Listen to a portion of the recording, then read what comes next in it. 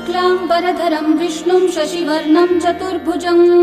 प्रसन्नवदनं ध्यायेत् सर्वविघ्नोपशान्तये।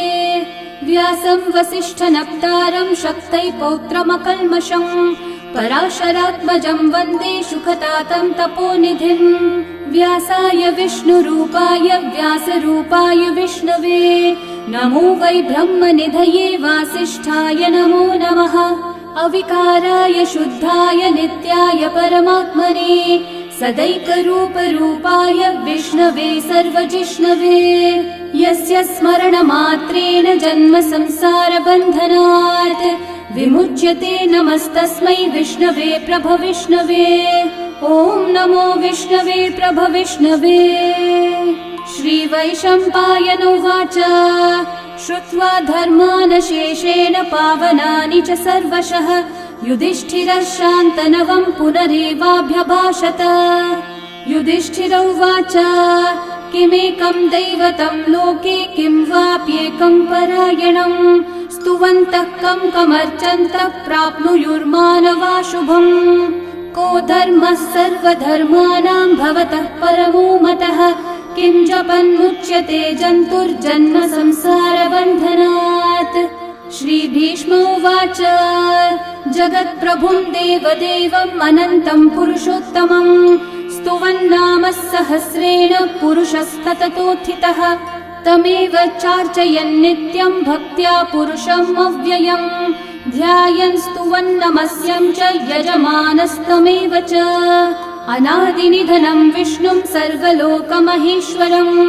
लोकाध्यक्षं स्तुवन्नित्यं सर्वदुःखातिगो भवेत्। ब्रह्मण्यं सर्वधर्मज्ञं लोकानां कीर्तिवर्धनं लोकनाथं महद्भूतं सर्वभूतभवोद्भवम्। एष मे सर्वधर्माणां धर्मोऽधिकतमो मतः यद्भक्त्या पुण्डरीकाक्षं स्तवैरर्चैर्नरः सदा। परमं यो महत्तेजः परमं यो महत्तपः परमं यो महद्ब्रह्म परमं यः परायणम्। पवित्राणां पवित्रं यो मङ्गलानां च मङ्गलम् देवतं देवतानां च भूतानां यो व्ययः पिता यतः सर्वाणि भूतानि भवन्त्यादियुगागमे यस्मिंश्च प्रलयं यान्ति पुनरेव युगक्षये तस्य लोकप्रधानस्य जगन्नाथस्य भूपते विष्णोर्नाम सहस्रं मे शृणु पापभयापहम्। यानि नामानि गौणानि विख्यातानि महात्मनः ऋषिभिः परिगीतानि तानि वक्ष्यामि भूतये। ऋषिर्नाम्नां सहस्रस्य वेदव्यासो महामुनिः छन्दोऽनुष्ठुप् तथा देवो भगवान् देवकीसुतः अमृतांशोद्भवो बीजं शक्तिर्देवकी नन्दनः त्रिसामा हृदयं तस्य शान्त्यर्थे विनियुज्यते। विष्णुं जिष्णुं महाविष्णुं प्रभविष्णुं महेश्वरम् अनेकरूपदैत्यान्तं नमामि पुरुषोत्तमम्। अस्य श्रीविष्णोर्दिव्यसहस्रनामस्तोत्रमहामन्त्रस्य श्रीवेदव्यासो भगवान् ऋषिः अनुष्ठुप्छन्दः श्रीमहाविष्णुः परमात्मा श्रीमन्नारायणो देवता अमृतांशोद्भवो भानुरिति बीजम् देवकी नन्दनः सृष्टेति शक्तिः उद्भवक्षोभणो देव इति परमो मन्त्रः शङ्खबृन्नन्दकी चक्रीति कीलकम् शार्ङ्गधन्वा गदाधर इति अस्त्रम्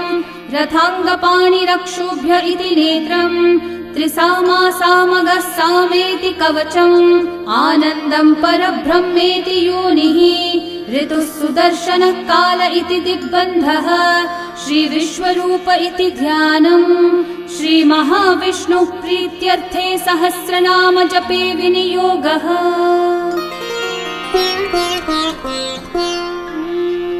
ध्यानम् क्षीरोधन्वत् प्रदेशे शुचिमणिविलसत्सैकते मौक्तिकानां माला क्लृप्तासनस्थस्फटिकमणिनिभैर्मौक्तिकैर्मण्डिताङ्गः शुभ्रैरभ्रैरतभ्रैरुपरि विरचितैर्मुक्तपीयूषवर्षैः आनन्देन पुनीयादरिनलिनगदा शङ्खपाणिर्मुकुन्दः बुःपादौ यस्य नाभिर्वियदसुरनिलश्चन्द्रसूर्यौ च नेत्रे कर्णावाशाः शिरौ द्योर्मुखमपि दहनो यस्य वास्तेयमब्धिः अन्तस्थं यस्य विश्वं सुरनरखगो भोगि गन्धर्वदैत्यैः चित्रं रम्यते तं त्रिभुवन विपुषं विष्णुमीशं नमामि। ॐ नमो भगवते वासुदेवाय। शान्ताकारं भुजगशयनं पद्मनाभं सुरेशं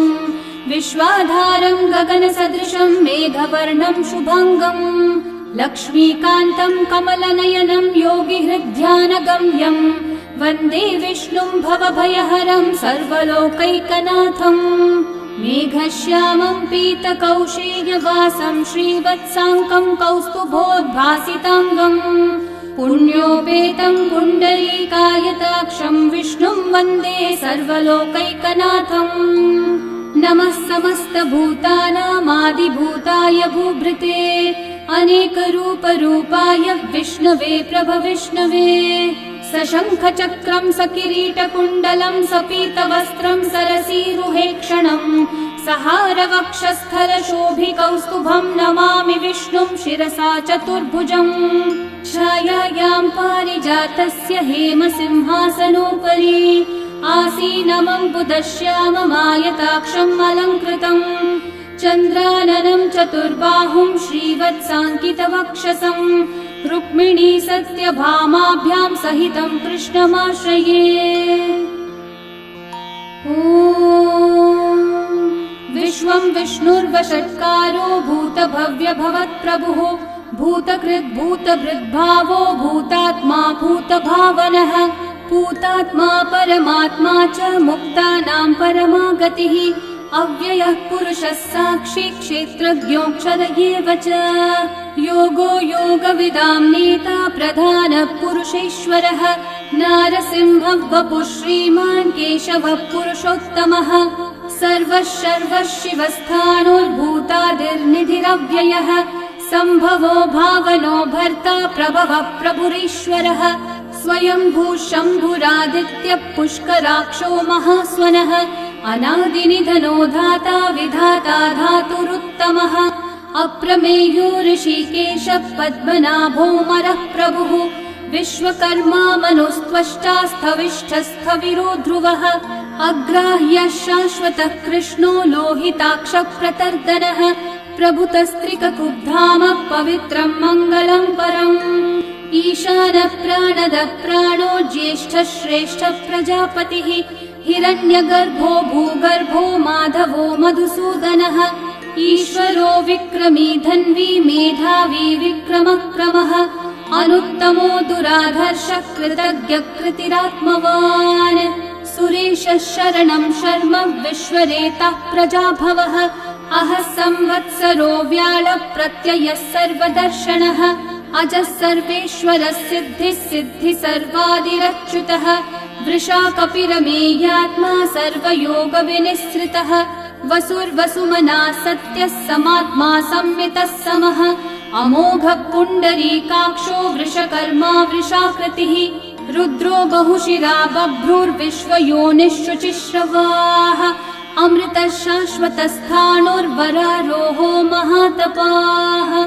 सर्वगः सर्वविद्भानो विश्वक्सेनो जनार्दनः वेदो वेदविदव्यङ्गो वेदाङ्गो वेदवित्कविः लोकाध्यक्षः सुराध्यक्षो धर्माध्यक्षः कृताकृतः चतुरात्मा चतुर्व्यूहश्चतुर्दंष्ट्रश्चतुर्भुजः भ्राजिष्णुर्भोजनं भोक्ता सहिष्णुर्जगदादिजः अनघो विजयो जेता विश्वयोनिः पुनर्वसुः उपेन्द्रो वामनः प्रांशुरमोघः शुचिरूर्चितः अतीन्द्रः सङ्ग्रहः सर्गो धृतात्मा नियमो यमः वेद्यो वैद्यः सदा योगी वीरः माधवो मधुः अतीन्द्रियो महामायो महोत्साहो महाबलः महाबुद्धिर्महावीर्यो महाशक्तिर्महाद्युतिः अनिर्देश्य वपुः श्रीमानमेयात्मा महाधृतक महेश्वासो महीभर्ता श्रीनिवासः सतां गतिः अनिरुद्धः सुरानन्दो गोविन्दो गोविदाम्पतिः मरीचिर्दमनो हंसः सुपर्णो भुजगोत्तमः हिरण्यनाभः सुतपः पद्मनाभः प्रजापतिः अमृत्युः सर्वदृक्सिंहः सन्धाता सन्धिमान् स्थिरः अजो दुर्मशनः शास्ता विश्रुतात्मा सुरारिः गुरुर्गुरुतमो धामः सत्यः सत्यः पराक्रमः निमिषो निमिषस्रग्वी वाचस्पतिरुदारधीः अग्रणीर्ग्रामणी श्रीमान् न्यायो नेता समीरणः सहस्रमूर्धा विश्वात्मा सहस्राक्षः सहस्रपात् आवर्तनो निवृत्तात्मा संवृतः सम्प्रमर्दनः अहः संवर्तको वह्निरनिलो धरणीधरः सुप्रसादः प्रसन्नात्मा विश्वदृग्विश्वभुग्विभुः सत्कर्ता सत्कृतः साधुर्जन्मुर्नारायणो नरः असंख्येयो प्रमेयात्मा विशिष्टः शिष्टकृच्छुचिः सिद्धार्थः सिद्धसङ्कल्पः सिद्धिदः सिद्धिसाधनः वृषाही वृषभो विष्णुर्वृषपर्वा वृषोदरः वर्धनो वर्धमानश्च विविक्तः श्रुतिसागरः सुभुजो दुर्धरो वाग्मी महेन्द्रो वसुदो वसुः नैकरूपो बृहद्रूपः शिपिविष्टप्रकाशनः ओजस्तेजोद्युतिधरः प्रकाशात्मा प्रतापनः ऋद्धः स्पष्टाक्षरो मन्त्रश्चन्द्रांशूर्भास्करद्युतिः अमृतांशूद्भवो भानुः शशबिन्दुः सुरेश्वरः औषधं जगतः सेतुः सत्यधर्मः पराक्रमः भूतभव्यभवन्नाथः पवनः पावनो नलः कामः कामकृत्कान्तः कामः कामप्रदः प्रभुः युगादिकृद्युगावर्तो नैकमायो महाशनः अदृश्यो व्यक्तरूपश्च सहस्रजिदनन्तजित् इष्टो विशिष्टशिष्टेष्ठः शिखण्डी नहुषो वृषः क्रोधः क्रोधकृत्कर्ता विश्वबाहुर्महीधरः अच्युतः प्रथितः प्राणः प्राणदो वासवानुजः अपान्निधिरधिष्ठानम् अप्रमत्तः प्रतिष्ठितः स्कन्दस्कन्दद्धरो धुर्यो वरदो वायुवाहनः वासुदेवो बृहद्भानुरादिदेवः पुरन्दरः अशोकस्थारणस्थारः शूरः शौरिर्जनेश्वरः अनुकूलः शतावर्तः पद्मी पद्मनिभीक्षणः पद्मनाभोरविन्दाक्षः पद्मगर्भः शरीरभृत् महर्धिरिग्धो वृद्धात्मा महाक्षो गरुडध्वजः अतुलः शरभो भीमः समयज्ञो हविर्हरिः सर्वलक्षणलक्षण्यो लक्ष्मीवान् समितिञ्जयः विक्षरो रोहितो मार्गो हेतुर्दामोदरः सहः महीधरो महाभागो वेगवानमिताशनः उद्भवक्षोभणो देवः श्रीगर्भः परमेश्वरः करणं कारणं कर्ता विकर्ता गहनो गुहः व्यवसायो व्यवस्थानः संस्थानस्थानदो ध्रुवः परर्धि परमस्पष्टः तुष्टः पुष्टः शुभेक्षणः रामो विरामो विरतो मार्गो नेयो नयो नयः वीरशक्तिमतां श्रेष्ठा धर्मो धर्मविदुत्तमः वैकुण्ठः पुरुषः प्राणः प्राणदः प्रणवपृथुः हिरण्यगर्भः शत्रुघ्नो व्याप्तो वायुरधोक्षजः ऋतुः सुदर्शनः कालः परमेष्ठी परिग्रहः उग्रः संवत्सरो दक्षो विश्रामो विश्वदक्षिणः विस्तारस्थावरस्थाणुः प्रमाणं बीजमव्ययम् अर्थोऽनर्थो महाकोशो महाभोगो महाधनः अनिर्विण्णस्थविष्ठो भूर्धर्मयूपो महामखः नक्षत्रनेमिर्नक्षत्री क्षामः समीहनः यज्ञयुज्यो महेज्यश्च क्रतुः सत्रं सताङ्गतिः सर्वदर्शी विमुक्तात्मा सर्वज्ञो ज्ञानमुत्तमम् सुहृतः सुमुखः सूक्ष्मः सुघोषः सुखदः सुहृत् मनोहरो जितक्रोधो वीरबाहुर्विदारणः स्वापनः स्ववशो व्यापी नैकात्मा नैककर्मकृत् वत्सरो वत्सलो वत्सी रत्नगर्भो धनेश्वरः धर्मकृद्धर्मी सदसक्षरमक्षरम् अविज्ञाता सहस्रांशूर्विधाता कृतलक्षणः गभस्तिनेमि सत्त्वस्थः सिंहो भूतमहेश्वरः आदिदेवो महादेवो देवेशो देवभृद्गुरुः उत्तरो गोपतिर्गोप्ता ज्ञानगम्यः पुरातनः शरीरभूतभृद्भोक्ता कपीन्द्रो भूरि दक्षिणः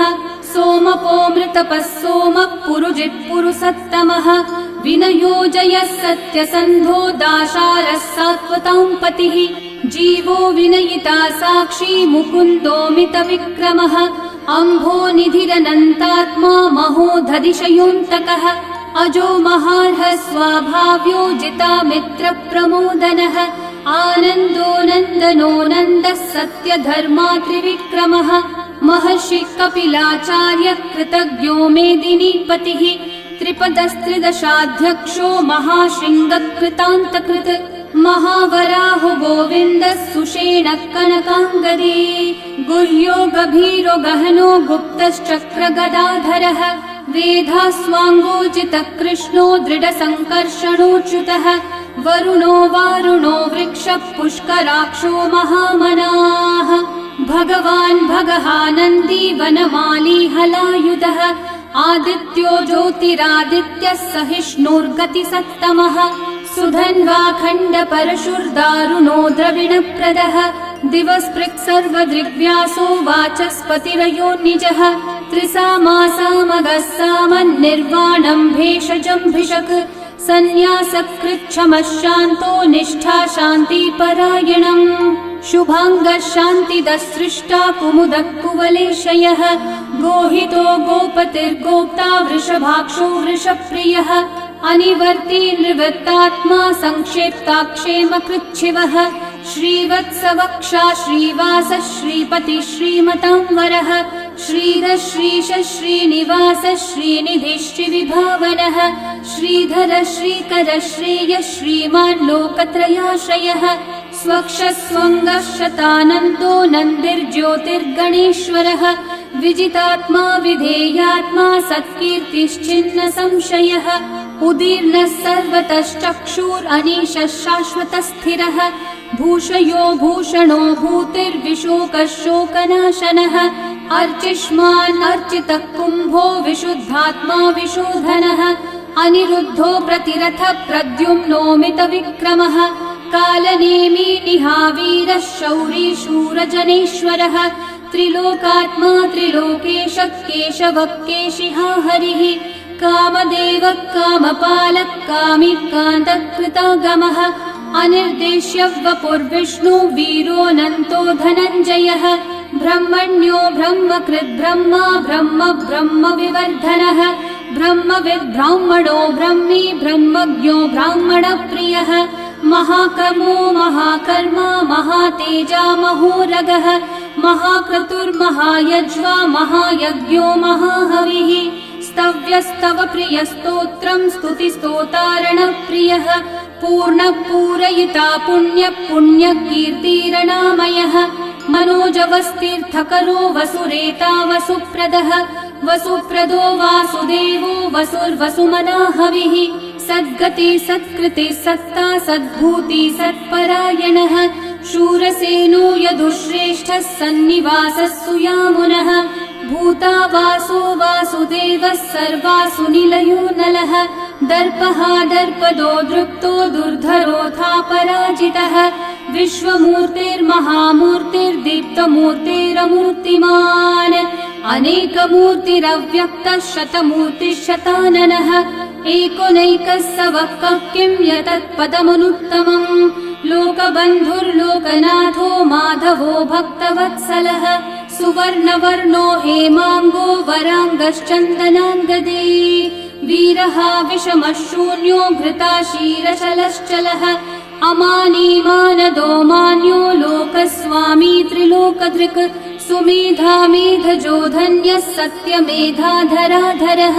तेजो वृषो द्युतिधरः सर्वशस्त्रभृतांवरः प्रग्रहो निग्रहो व्यग्रो नैकः शृङ्गो गदाग्रजः चतुर्मूर्तिश्चतुर्बाहुश्चतुर्व्यूहश्चतुर्गतिः चतुरात्मा चतुर्भावश्चतुर्वेदविदेकपात् समावर्तो निर्वृत्तात्मा दुर्जयो दुरतिक्रमः दुर्लभो दुर्गमो दुर्गो दुरावासो दुरारिहा शुभांगो लोकसारंगः सुतन्तुस्तन्तुवर्धनः इन्द्रकर्मा महाकर्मा कृतकर्मा कृतागमः उद्भवः सुन्दर सुन्दो रत्ननाभः सुलोचनः अर्को वाजः नः शृङ्गी जयन्तः सर्वविजयी सुवर्णबिन्दु रक्षोभ्यः सर्ववागीश्वरेश्वरः महाहृदो महागर्तो महाभूतो महानिधिः कुमुदः कुन्दरः कुन्दः पर्जन्यः पावनो निलः अमृताशोऽमृतवपुः सर्वज्ञः सर्वतोमुखः सुलभः सुव्रतः सिद्धः शत्रुजिच्छत्रुतापनः न्यग्रोधोदम्बरोऽश्वत्थश्चाणूरान्ध्रनिषूदनः सहस्रार्ची सप्तजिह्वा सप्तैधा सप्तवाहनः अमूर्तिरनघोचिन्त्यो भयकृद्भयनाशनः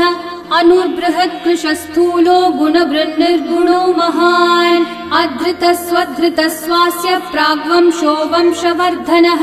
भारभृत्कथितो योगी योगीशः सर्वकामदः आश्रमश्रमणश्रामः सुपर्णो वायुवाहनः धनुर्धरो धनुर्वेदो दण्डो दमयिता दमः अपराजितः सर्वसहो नियन्ता नियमो यमः सत्त्ववान् सात्विकः सत्यः सत्यधर्मपरायणः अभिप्रायप्रियार्होर्हः प्रियकृत्प्रीतिवर्धनः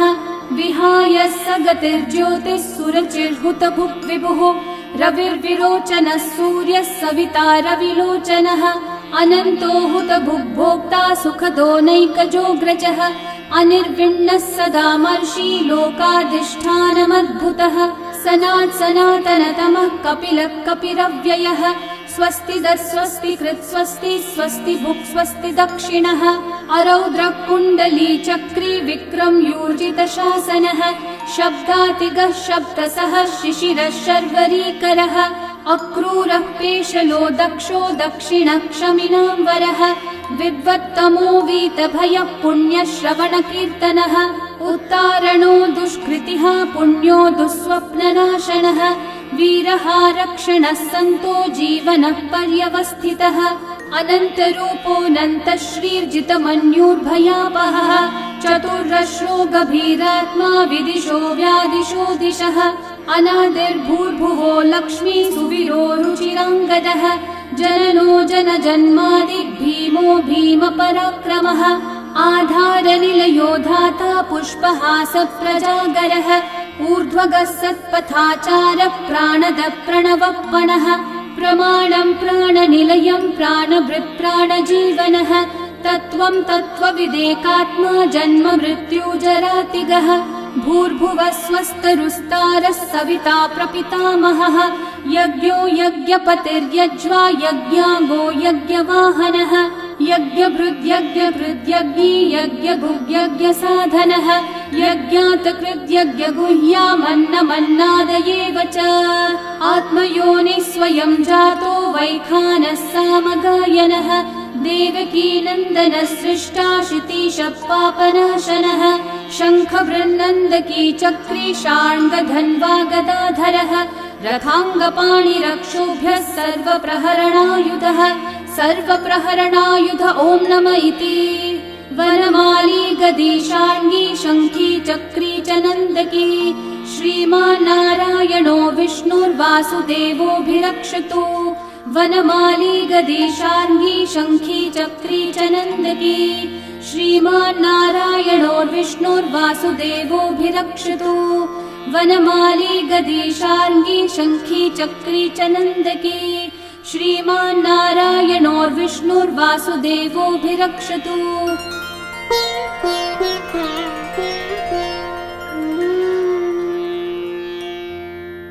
इतीदं कीर्तनीयस्य केशवस्य महात्मनः नाम्नां सहस्रं दिव्यानाम् अशेषेण प्रकीर्तितम् य इदं शृणुयान् नित्यं यश्चापि परिकीर्तयेत् नाशुभं प्राप्नुयात् किञ्चित् सोमुत्रेह च मानवः